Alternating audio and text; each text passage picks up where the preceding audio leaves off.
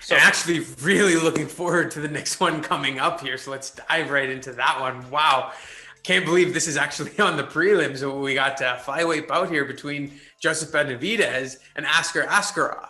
Insane, man. Crazy, like, two dudes we've definitely been chatting about quite a bit. So let's talk about the beefcake first. He was on choice of nickname, by the way. Not sure why you would want to choose that, but this guy was on fire until he met Figueiredo. You know what I mean? Yeah. He was just dealing with dudes, and even in that Figueiredo fight, I watched both versions of it, round one and round two. But in that first one, man, like it was crazy to see how he was able to slip away from some of these submissions. You know what I mean? Like that one could have been ended a lot sooner. Yeah, and slippery, man. He's so slippery. I think he's phenomenal. He's so entertaining. Round two of the battle wasn't, as close. He was eating a lot of shots prior to getting submitted. Figueiredo really came to play on that one. But, tell us a little more about Benavidez or the beefcake.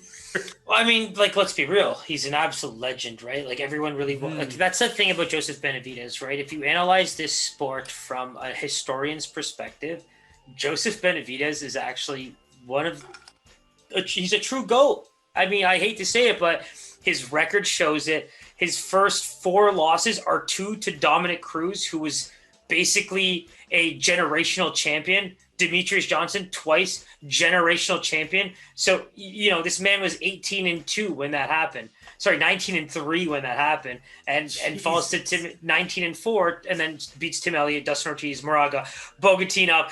This guy just deals with the entire flyweight, bantamweight divisions. And just the flyweight division, to be honest, was a handful of guys for so long. That's why they wanted to get rid of it. People were bored of it. People were bored of Benavidez being a bridesmaid, but never a bride. People got bored of seeing Henry Cejudo learn how to win after losing that split decision to Benavidez and just go on an absolute tear. It's kind of crazy. Wow, that is nuts, man. After the Demetrius loss, that was it, man. And then he ended up wins it. He wins. He just goes on another tear. Then he beats TJ, and it's over, right? What a beast, man. And so, on the flip side, we got Askar Askarov, somebody we've touched on a few times, not to be confused with Askar Askar. Definitely have made that mistake before. Not that anyone is going to be convinced of that anytime soon, because the man didn't even show up for his fight. Ain't that the truth? I was like, yeah, I'm pretty sure he didn't show up. So, Askar Askarov has yet to lose, which is crazy. 13-0-1 record. And that one draw came against Moreno, right? Bro. And so, one of my favorites. That shows you the level of fighter that Askarov is. And what a great bout this is going to be. Why is this on the prelims? I don't understand. I really believe it's because you have 3 title fights that have to take the cake there. Yeah, 100%. And then you do have guys like Rakic and Santos, who are basically title challengers, right? And let's be real, Makhachev is a main card draw. Yeah, for sure. So there's your answer, Paisan. Yeah, for sure. I mean, this main card should have 8-10 fights. Let's be honest here. This prelim card might be one of the best prelim cards we'll see this year either. Altogether, right? Absolutely. Fingers crossed that none of these get canceled. Because why you gotta even say that? Why you gotta even say that?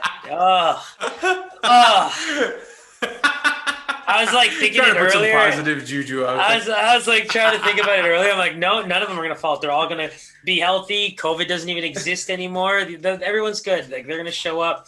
All 15 fights are gonna roll out.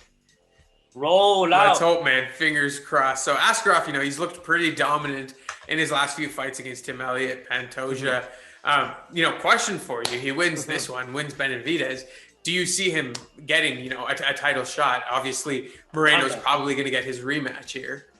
100%. So Moreno's already scheduled to get his rematch. I believe the winner of that, if Askar wins this, that's where you have to feel bad for Benavidez, right? What's the problem with him losing to the champion twice, 3 times? You can't give him a third shot. Yeah, I agree.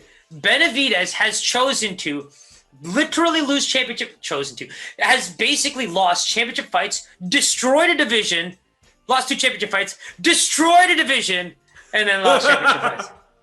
Poor guy, bro. And there was even this this thing about at the end where they do this UFC. There was like a documentary style filming that was going on post fight, and it was like a big thing. Because I don't know if you know who Megan O'Leary is. She does a lot of she's the girl that does a lot of the talking. She looks kind of tiny. Yeah. So they're together, and she actually was like really emotional when they brought it up. She, like not emotional, but it's like she could not watch it. Like she was kind of like very I'll not I don't need to watch it. I lived through it. It's just like I watched my husband's dreams get shattered, but we picked ourselves up and kind of went back to our home, happy, healthy. And went on with our life, and that's part of being in the game, Damn, that's a pretty cool story. I had no idea. Glad you shed some light on that one for sure. Mm-hmm. And yeah, like you said, it's unfortunate, right? This guy will defeat everybody else, and kind of start losing his championship shots. But yeah, like Kenny Florian was like that. There's a lot of people like that in the entire UFC history. Like they're still great to me. They're the Dan Marinos. You know what I mean? Like they are who they are.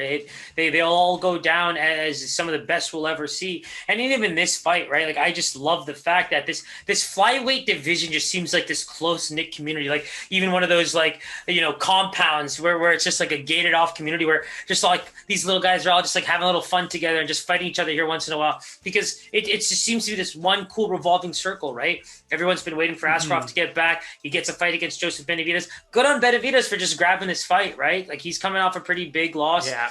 He's such a gamer, right? Team alpha male, Uriah Faber, training partner back in the day. All these guys are they come to play, man. Gamers, man. Yeah. They're always a fun camp for me to watch.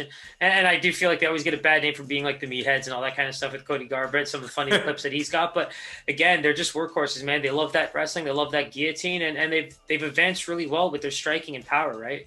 Mm-hmm. Yeah, it's very impressive. I'm really excited about this one. Let's try and guess the line here. I'll let you go first, too. I wanted to ask you, did you know that Askarov was deaf? I don't know if you knew that. What? Yeah, he's deaf. No way. I did not know that. That is nuts. I thought I should tell you that. Yeah, so Askar Askarov is definitely, he is deaf.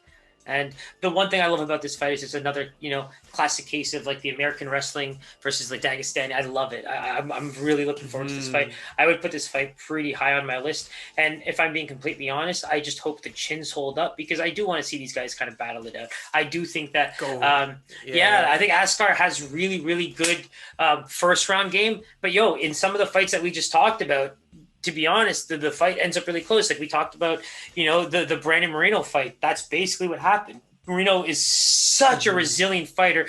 I think if heart was measured, he's been in the top 5 on my list in the UFC pound for pound. And even in that fight, the way he finished that third fight on the man's back, like the guy's a beast. Absolutely, man. That's crazy information to know. And I'm curious, how that would affect a man, right? You're able to shut out all the noise, right?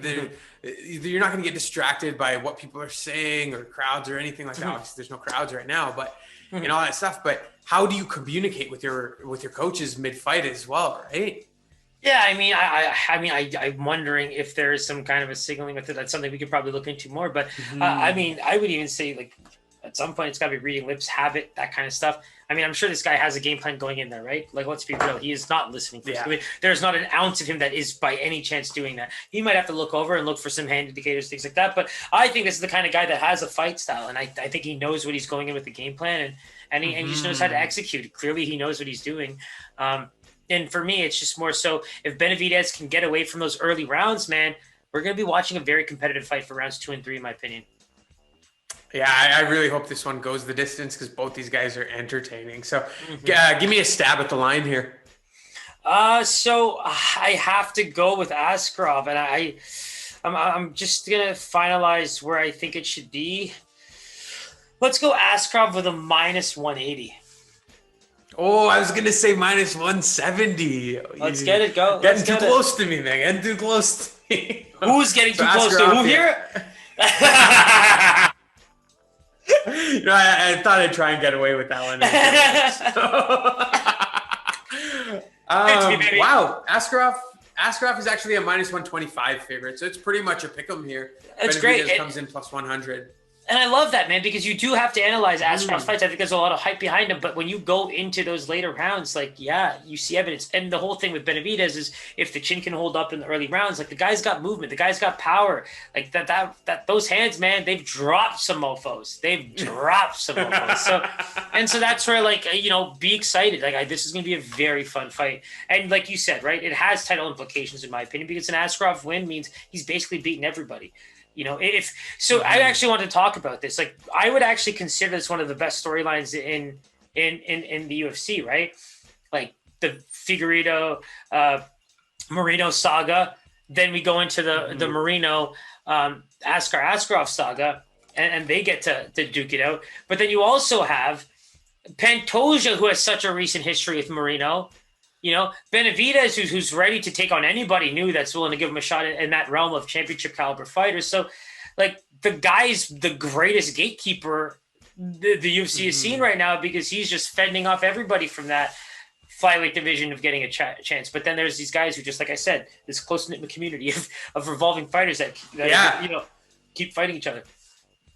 It really is, man. It really does seem that way in the respect they have for each other. So definitely looking forward to that one. It's going to be a great one on the prelim card. So that wraps up UFC 259. Man, what a treat that was. Discussing it with you. I cannot wait to watch it.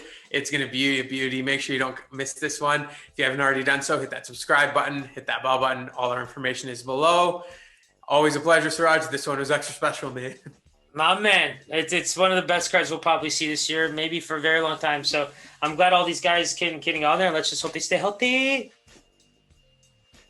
All right. Take care, my brother. Peace.